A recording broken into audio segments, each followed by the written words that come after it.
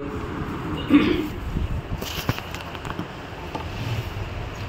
هو الله أحد الله الصمد لم يلد ولم يولد ولم يكن له كفوا أحد.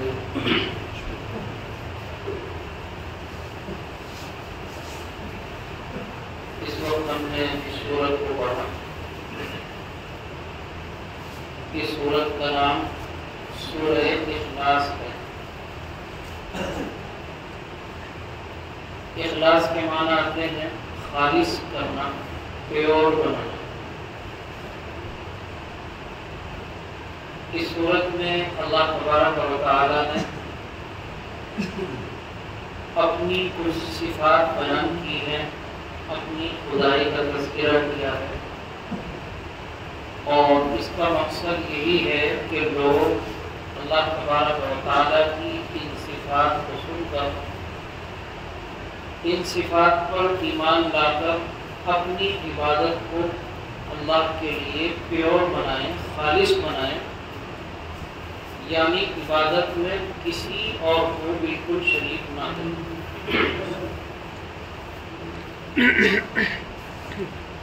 اس سورت کے احادیث میں بہت سارے فضائل آئے ہیں، یعنی بڑی فضیلتیں آئی. ایک صحابی رضی اللہ عنہ کا معمول تھا کہ وہ اکثر نمازوں میں اسی سورت کو پڑھا کرتے تھے. نبی کریم صلی اللہ علیہ وسلم کو خبر ملی، آپ نے ان سے پوچھا کہ تم اسی سورت کو زیادہ تر کیوں پڑھتے ہو؟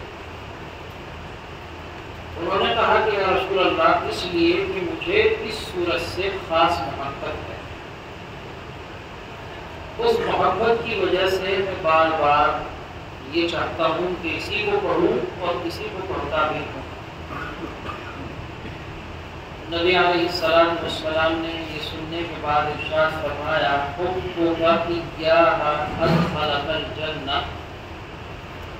کہ تمہیں اس سورت سے جو محبت ہے تو یہ محبت تمہیں جنت میں داخل کروا دے گی. ایک حدیث شریف میں ہے کہ نبی علیہ السلام نے ارشاد فرمایا کہ جو آدمی وہ قل اعوذ برب الفلق اور قل اعوذ برب الناس کے ساتھ اس سورت کو بھی صبح شام پڑھنے کا معمول بنائے، اللہ سبحانہ و تعالی ہر شر سے اس کی حفاظت فرمائیں گے اور ہر خیر کے لیے کافی ہو جائیں گے، اس کے سارے کام بنا دیں. ان دو صورتوں کو، ان کی تفسیر کو جن لوگوں نے سنا، ہو سکتا ہے بہت سے لوگوں نے ان کو پڑھنے کا خاص معمول بنایا ہو. اللہ سب کو توفیق دے. تو جنہوں نے معمول بنایا ہے وہ اس صورت کو بھی اس معمول میں شامل کریں اور صبح شام 3 مرتبہ اس کو بھی ان کے ساتھ پڑھیں. یعنی 3 مرتبہ یہ اور قل اعوذ برب الفلق، قل اعوذ برب الناس 3 مرتبہ، جیسا کہ تفصیل سے اس کے فضائل اور اس کے بارے میں اس کے پڑھنے کے فائدے کو بیان کیے جا چکے ہیں. اس کو بھی شامل کرنا ہے. ایک حدیث میں ہے کہ ایک مرتبہ نبی کریم صلی اللہ علیہ وسلم نے اس صحابہ کو جمع کیا اور ان سے یہ کہا کہ آؤ میں تمہیں تہائی قرآن سناؤں گا. صحابہ کرام رضی اللہ عنہم اجمعین اکٹھے ہو گئے تو نبی کریم صلی اللہ علیہ وسلم نے یہ سورت ایک مرتبہ پڑھ کر سنائی اور فرمایا کہ انہا تعدل ثلث القرآن، کہ یہ سورت تہائی قرآن کے برابر ثواب اور درجہ رکھتی ہے. یعنی جس نے ایک مرتبہ اس سورت کو پڑھا وہ ایسا ہے جیسے اس نے تہائی قرآن پاک پڑھا، اور جس نے 3 مرتبہ اس سورت کو پڑھ لیا وہ ایسا ہے گویا اس نے پورا قرآن پاک ختم کر لیا. 3 تہائی مل کر 1 ہو جاتے ہیں. اسی لیے حدیث میں بھی ہے معمول بھی ہے کہ اگر بہت مختصر اور تھوڑے وقت کم وقت میں جلدی میں کسی کو اپنے مردوں کو ایصال ثواب کرنا ہو، ثواب پہنچانا ہو، اور اعمال سے بہتر یہ ہے کہ کم از کم 3 مرتبہ قل هو اللہ احد پڑھ کر انہیں ثواب پہنچا دے تو انشاءاللہ ایک قرآن کا ثواب مل جائے۔ تو یہ بڑی فضیلت والی سورت ہے۔ اس سورت کو اللہ تبارک و تعالی نے ایک خاص موقع پر اتارا۔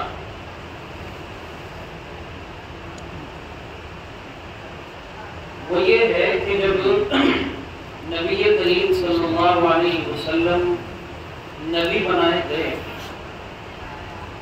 تو سب جانتے ہیں کہ اس وقت صرف عرب ہی میں نہیں بلکہ پوری دنیا میں کفر و شرک کا دور تھا۔ خاص طور سے آپ کا تعلق چونکہ عرب سے تھا اور عربوں ہی میں آپ نے سب سے پہلے اپنی تبلیغ کی، اپنی دعوت کی شروعات کی۔ وہاں خدا کیا ہے، خدا کی صفات کیا ہے، ان چیزوں سے لوگ ناواقف تھے، اور ان لوگوں نے اپنے ہاتھ سے الگ الگ قسم کے بت بنا کر ان کی عبادت جاری کر رکھی تھی۔ کوئی لکڑی کا بت بنا رکھا ہے، کوئی پیتل کا، کوئی تانبے کا، کوئی لوہے کا، کوئی پتھر کا، کوئی پلاسٹک کا، دنیا بھر کی چیز۔ اور صرف یہی نہیں کہ وہ بت بنا رکھا ہے بلکہ ان کے عقیدے بھی یہ تھے کہ یہی خدا ہے اور یہ مشکل کشا ہے۔ مشکل کشا کا مطلب یعنی مشکلات حل کرنے والے۔ اسی طرح یہ بت حاجت روا، حاجت روا کا مطلب ضروریات پوری کرنے والے، اور یہی بت کارساز ہے۔ کارساز کا مطلب کام بنانے والے۔ یہ بت مشکلات بھی دور کرتے ہیں، ضروریات بھی پوری کرتے ہیں، اور انسان کا کام بھی بناتے ہیں۔ یہ ان کے عقائد تھے، یہ ان کے خیالات تھے۔ نبی پاک صلی اللہ علیہ وسلم جب نبی بنا دیے گئے، اب ظاہر ہے نبی کی سب سے پہلی دعوت وہ اللہ کا تعارف، اللہ کی پہچان، اللہ کی وحدانیت ہوگی۔ اس لیے آپ علیہ السلام نے بتایا کہ بھئی یہ بت کیا چیز ہے، عبادت تو صرف اللہ کی ہونی چاہیے، کارساز، مشکل کشا، حاجت روا صرف اللہ کی ذات ہے۔ اب یہ ان لوگوں کے لیے ایک نئی بات تھی۔ یہ بات سن کر کچھ نامعقول قسم کے لوگ نبی علیہ السلام کی خدمت میں آئے، اور انہوں نے آپ صلی اللہ علیہ وسلم سے 2 سوال کیے۔ پہلا سوال یہ تھا کہ آپ جو کہہ رہے ہیں کہ اللہ کو مانو اور اللہ کی عبادت کے لائق ہے، وہی مشکل کشا، حاجت روا اور کارساز ہیں، تو ہم دیکھ رہے ہیں تو اپنے خداؤں کو دیکھتے تھے کہ ہر خدا کسی نہ کسی مادے سے، کسی نہ کسی مٹیریل سے بنا ہوا ہے۔ تو انہوں نے کہا کہ جس خدا کی آپ بات کرتے ہیں اس خدا کا مٹیریل کیا ہے، وہ کس چیز سے بنا ہے؟ پیتل سے بنا ہے، لوہے سے بنا ہے، سونے سے بنا، کس چیز سے بنا؟ کیونکہ وہ اپنے خداؤں کی طرح اس خدا کو بھی سمجھتے ہیں۔ دوسرا سوال انہوں نے یہ کیا کہ جب کسی کا تعارف کیا جاتا ہے یا کسی کا کوئی ذکر سننے میں آتا ہے تو اس کا طریقہ یہ ہوتا ہے کہ اس سے اس کا نام پوچھا جاتا ہے، اس کا نسب پوچھا جاتا ہے، خاندان پوچھا جاتا ہے، باپ کا نام کیا ہے، دادا کا نام کیا ہے۔ تو آپ جس خدا کی بات کر رہے ہیں اس خدا کا خاندان بھی بتائیں، اس خدا کی بات کا نام کیا ہے، اس خدا کی اولاد کون ہے، اس کا شجرہ نسب کیا ہے، الیاذ باللہ۔ تو یہ دو سوال انہوں نے کیے۔ ان دونوں سوالوں کے جواب میں اللہ سبحانہ و تعالیٰ نے یہ چھوٹی سی سورت اتاری جس میں مشکل سے 3 آیتیں ہیں، اور ان دونوں سوالوں کے اللہ نے جواب دیا۔ اللہ سبحانہ و تعالیٰ نے کیا جواب دیا اس کی تفصیل میں انشاءاللہ تفسیر میں آ ہی جائے گی۔ خلاصہ صورت کا یہ ہے موٹا سا کہ اللہ سبحانہ و تعالیٰ نے انہیں بتا دیا کہ محمد صلی اللہ علیہ وسلم جس خدا کی بات کر رہے ہیں وہ حقیقی خدا ہے، وہ تمہارے خداؤں کی طرح نہ کسی مٹیریل سے بنا ہے اور نہ اس کا خاندان ہے، نہ اس کی کوئی اولاد ہے، نہ اس کا کوئی نسب ہے، اور نہ اس جیسا کوئی ہے اور نہ ہو سکتا ہے۔ یہ موٹا سا ایک مضمون ہے، میں نے بتایا کہ مضمون کی تفصیل تو انشاءاللہ آ جائے گی۔ تو یہ جو سورہ اخلاص ہے یہ اللہ سبحانہ و تعالیٰ کا اعلیٰ درجے کا تعارف ہے، اعلیٰ درجے کا تعارف، یعنی ایک اللہ کی ذات کو جتنا انسان اس دنیا میں رہ کر سمجھ سکتا ہے اس صورت میں اتنا سمجھا دیا گیا۔ اسی لیے میں نے حدیث آپ کو سنائی کہ یہ قرآن یہ صورت تہائی قرآن کے برابر ہے۔ تو یہ تہائی قرآن کے برابر کیوں ہے اس کا جواب میں اب دیتا ہوں۔ پورے قرآن مقدس میں جو باتیں اللہ نے بیان فرمائی، جو قرآن کے مضامین ہیں، ان کا اگر نچوڑ نکالیں، خلاصہ نکالیں کہ قرآن کا پیغام 2 لفظوں میں کیا ہے، قرآن کیا چاہتا ہے، تو قرآن کے تمام مضامین کا، یعنی قرآن کی تمام تعلیمات کا، ہدایات کا، تمام بیانات کا نچوڑ وہ 3 چیزیں۔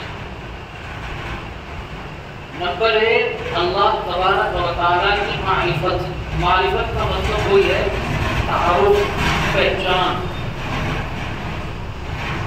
اور نمبر 2 اللہ سبحانہ و تعالیٰ سے تعلق قائم کرنے کا راستہ اور ذریعہ اور طریقہ، اور نمبر 3 آخرت، جنت اور جہنم کے حالات۔ یہ پورے قرآن مقدس کا نچوڑ 3 باتیں۔ اب ان 3 باتوں میں ایک بات اللہ کا تعارف ہو گئی، اور وہی تعارف اس سورت میں ہے، اسی لیے فرمایا گیا کہ یہ سورہ مبارکہ قرآن کا تہائی ہے، کیونکہ پورے قرآن کا نچوڑ خلاصہ 3 باتیں، اور 3 میں سے ایک بات تنہا اس سورت میں اللہ نے مکمل اور جامع انداز سے بیان فرمایا۔ اس کے بعد یہ سمجھیے کہ اللہ سبحانہ و تعالیٰ کی ذات کے تعلق سے دنیا میں جتنے باقی خیالات کبھی پائے گئے یا اس وقت پائے جاتے ہیں یا پائے جا سکتے ہیں، وہ چند قسم کے، ان کے نام الگ الگ ہو سکتے ہیں، طریقے الگ الگ ہو سکتے ہیں، لیکن سارے خیالات کا اگر ہم نچوڑ نکالیں تو وہ چند خیالات بنتے ہیں۔ نمبر 1 پہلا خیال، دنیا میں ایک جماعت ایسے بد نصیبوں کی ہوئی اور اب بھی ہے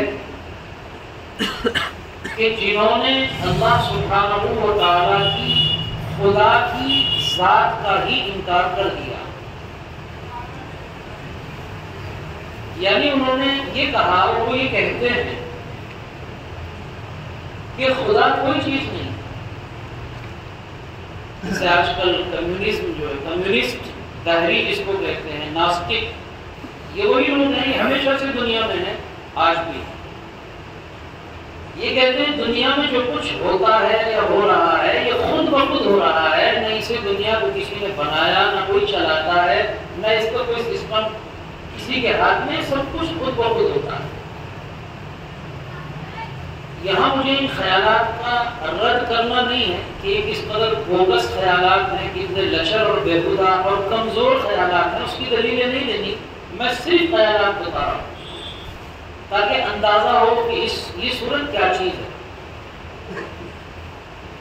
تو ایک جماعت ایسے لوگوں کی ہے جنہوں نے اللہ کے وجود کو ہی نہیں مانا اور یہ وہ نہیں مانتے۔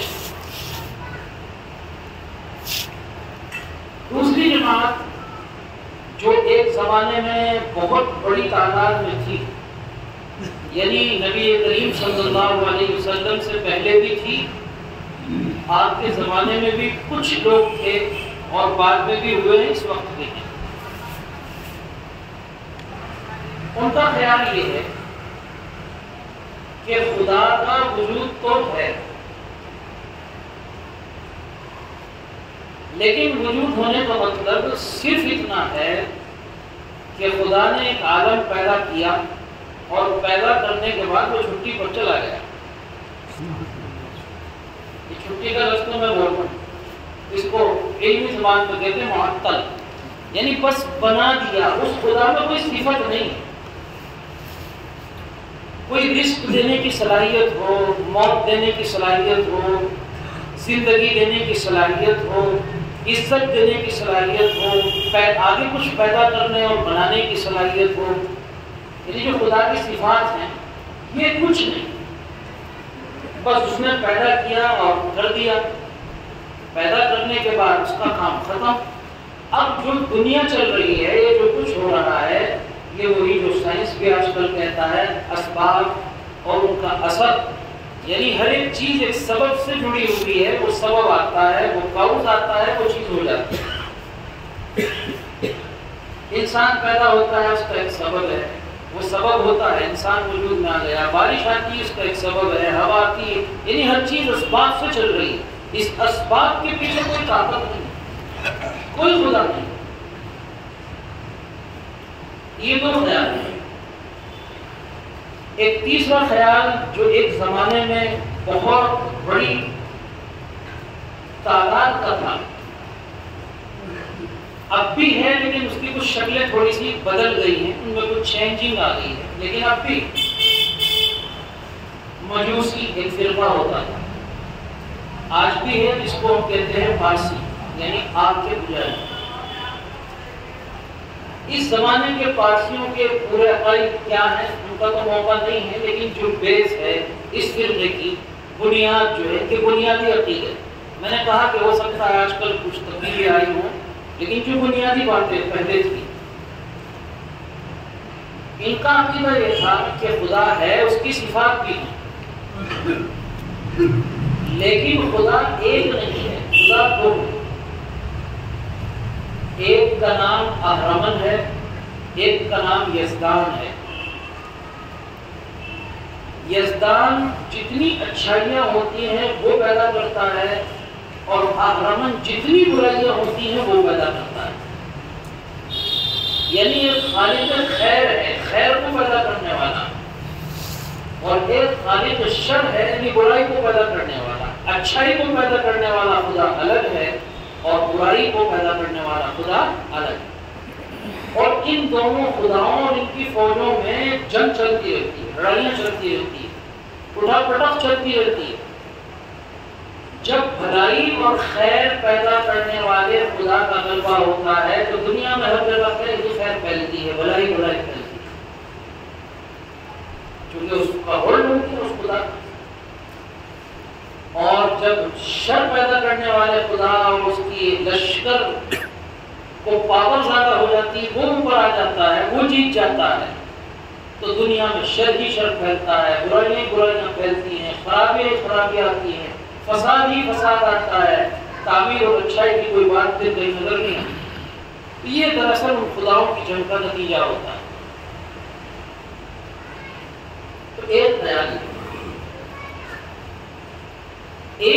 خیال یہ کہ نہیں خدا ہے اور وہ نظام بھی چلاتا ہے، اس کی صفات بھی، اور خیر اور شر کا خدا تو الگ الگ نہیں ہے، لیکن الیاذ باللہ وہ خدا اولاد رکھتا ہے، بیوی رکھتا ہے،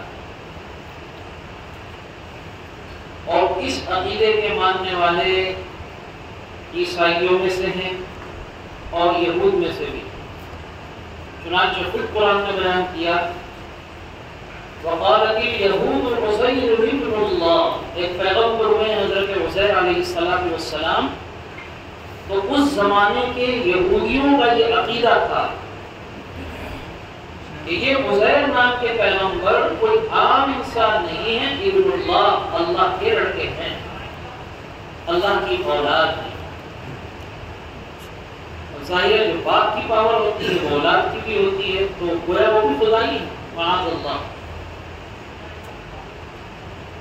عیسائیوں کے ایک گروپ نے، جماعت نے، میں سب کو نہیں کہہ رہا ہوں، عیسائیوں کی ایک جماعت کا یہ عقیدہ تھا اور اب بھی ہے، جس کو قرآن نے بیان کیا، اس زمانے میں بھی تھا، وقالت النصارى المسیح ابن اللہ، کہ عیسیٰ علیہ السلام وہ اللہ کے لڑکے ہیں، اللہ کی اولاد ہیں، اور عیسیٰ علیہ السلام کی جو بیوی ہیں مریم رضی اللہ تعالی عنہا، معاذ اللہ، الیاذ باللہ، وہ خداوند قدوس کی بیوی۔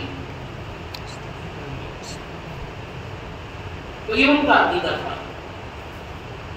ایک عقیدہ شرکیہ وہ ہے جو اس زمانے میں چلتا ہے کہ خدا ہے اور سب کچھ ہے، اس کا پاور بھی ہے، اس کی کوئی بیوی بھی نہیں ہے، اس کی کوئی اولاد بھی نہیں ہے، وہ یکتا ہے۔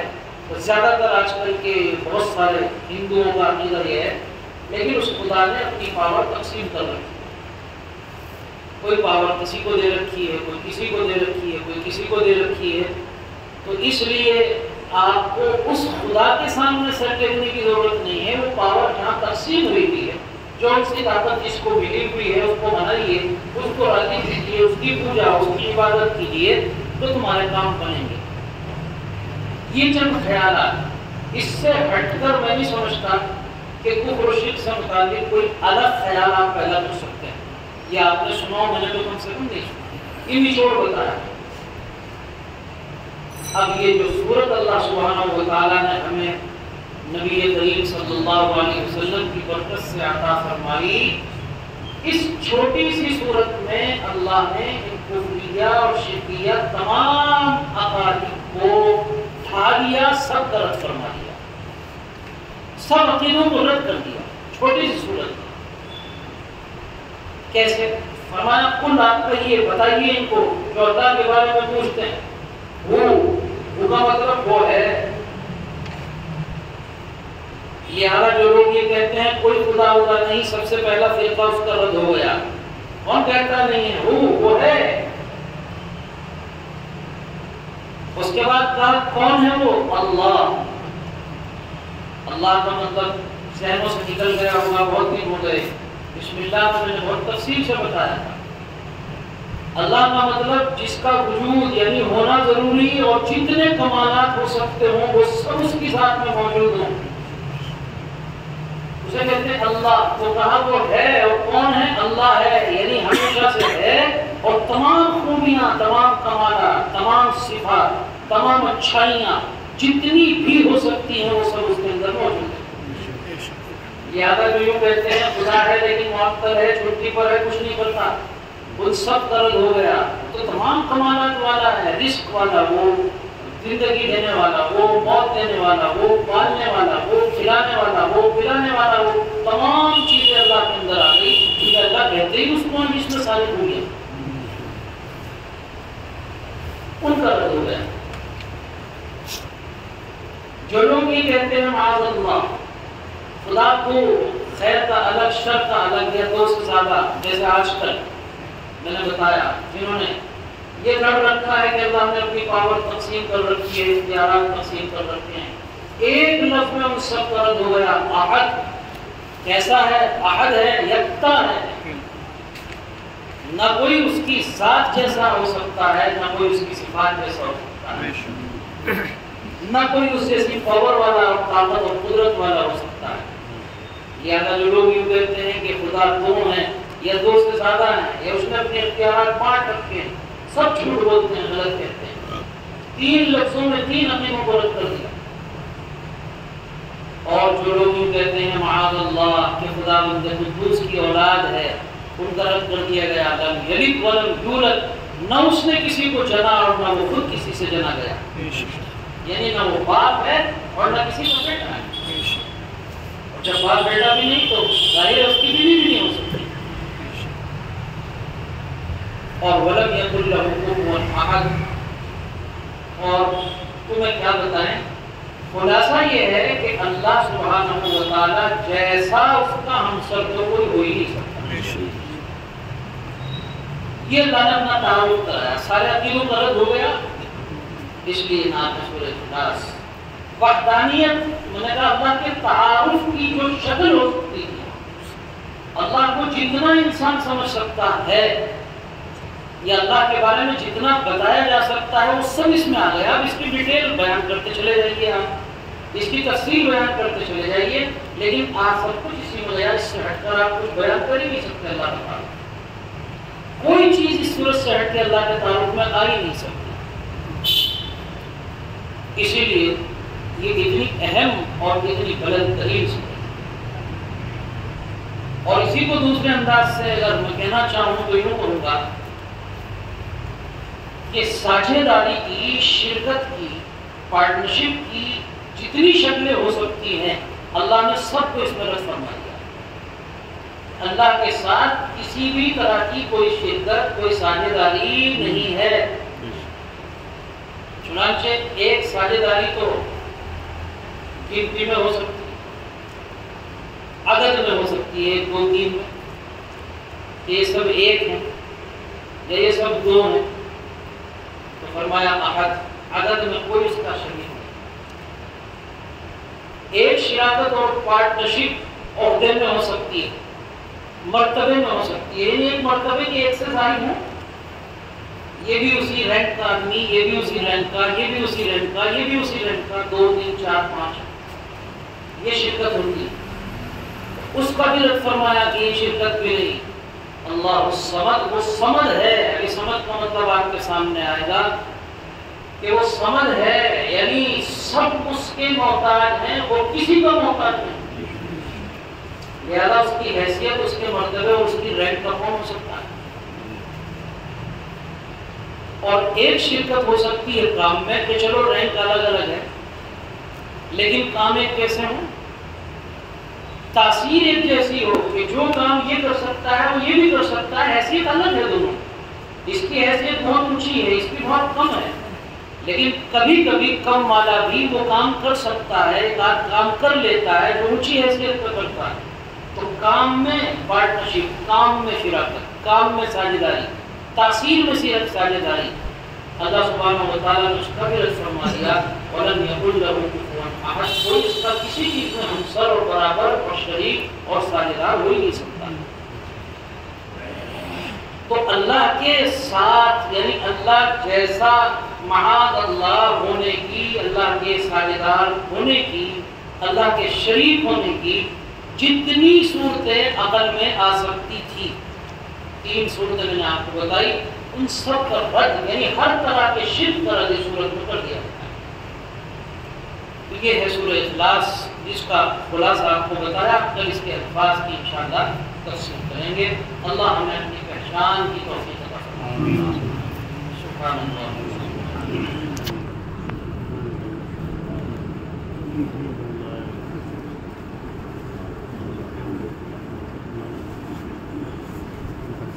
So